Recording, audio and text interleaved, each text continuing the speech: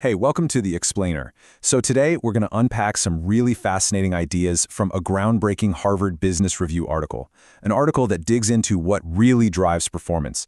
It's all about this idea called primal leadership, and honestly, it gets right to the heart of why some teams soar and others, well, they just don't. So let me ask you something. What do you think is the single biggest driver of your team's performance? Come on, think about it for a sec. The usual suspects probably pop into your head, right? Strategy, systems, maybe that killer vision statement you agonized over for weeks. And look, those things are important, for sure. But what if I told you the research points to something else entirely, something we almost always overlook? Get this. The answer, according to these researchers, it's a leader's own mood. Yeah, you heard that right. Your mood. This isn't some soft, feel-good thing about just being a nice boss. We're talking about the single most powerful and most ignored factor and how well your business actually performs. All right, let's really get into this, because I know what you might be thinking, but this is not just some fluffy idea.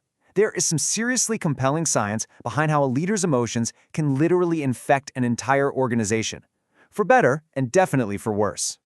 The researchers have this incredible analogy for it. They say a leader's mood travels through an organization just like electricity zipping through wires. And that is not an exaggeration. We're talking about a literal contagion spreading fast and, honestly, pretty much unstoppably from one person to the next. So, the official term for this is mood contagion. And I want you to focus on a key word here, neurological. See, this isn't a metaphor. It's not just about the vibe in the office. This is a real, physical, measurable process that's actually happening inside our brains. So how does this work?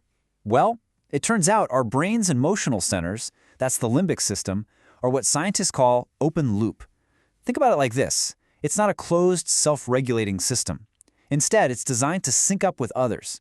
We are literally hardwired, from an evolutionary standpoint, to tune in to the emotional signals of the people around us. And who do we tune into the most? You guessed it, our leaders. And if you want to know how fast this happens, check this out. The research shows that it only takes about 15 minutes of conversation for two people's bodies to start mirroring each other. We're talking physiologically. Their heart rates, their hormone levels, even their immune systems start to sync up. That's how deep this connection really goes. It's wild. So, when you bring this into the workplace, it's pretty clear how it plays out, right? It all flows from the top down. Everyone, and I mean everyone, is watching the boss. They're picking up on every little emotional cue, even the nonverbal stuff. You get a cranky, toxic boss, you're going to have a toxic, underachieving team. Simple as that. But if you have an upbeat, optimistic leader, you get a resilient team that's ready to tackle anything. And here's a fun little silver lining, the most contagious emotion of all, laughter. So that's good news. Okay, so this brings us to a really big problem, a huge leadership blind spot. It's not just that your mood is super powerful. It's that chances are you have absolutely no idea what kind of impact it's actually having on everyone around you. The researchers even have a name for it, CEO disease. It's this condition where a leader is pretty much completely in the dark about how their mood and actions are coming across. They think, hey, if there was a problem, someone would tell me, right? But the research is crystal clear. Nope, they won't. And this quote from an anonymous CEO in the study just hits the nail on the head.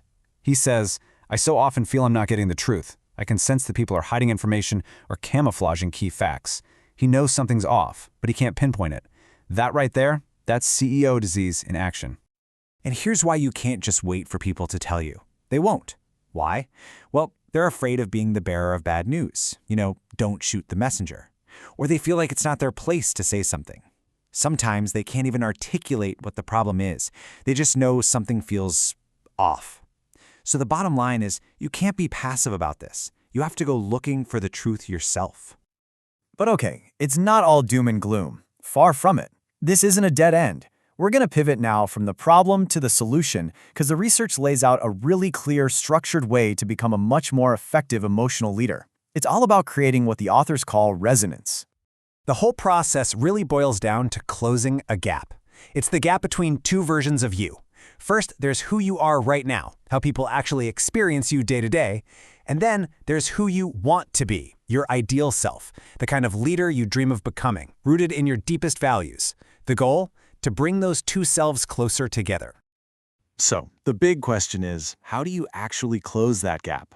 Well, the article gives us a super practical 5-step plan. And this is cool. It's designed to literally help you rewire your brain for better emotional intelligence.